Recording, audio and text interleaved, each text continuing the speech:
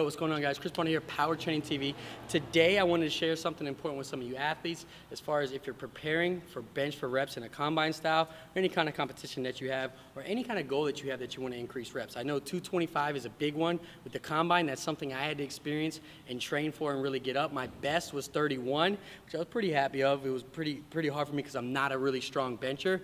But I was able to achieve this with 2 months, or basically 2 phases, I'm sorry. It's about 6 weeks apart, so actually a little longer than 2 months.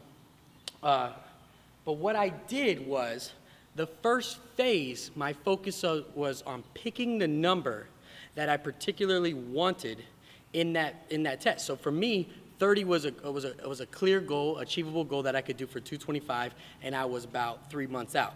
So what I wanted to do was, after I picked that 30, I wanted to do my first phase. Each week, I wanted to hit 30 with as the least amount of sets as possible.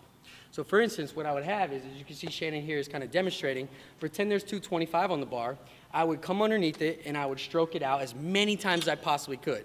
Maybe the first week I would do about 12, so that would leave me with what? 18 repetitions. So then over the next 2-3 sets, I would have to get 18 repetitions in until I reached that 30 reps, okay? And each week, I would try to decrease the amount of sets that I would do, right? So if the first week took me 5 sets to get to 30, by the end of that phase, I was doing it in 3, okay, or 2.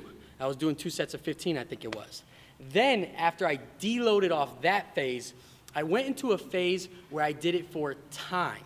So it was called the bench reps test, and you guys might be familiar with this. We actually did a train on Strength Camp channel about this, but essentially what it is I took the bar off, say it was 225, I warmed up properly. From here, what I did was I started the clock immediately when I hit the first rep, boom, and I had to get 30 repetitions in the least amount of time as possible. Now, it's very similar to the sets, but whereas in the sets I gave myself optimal rest, about 2 minutes in between.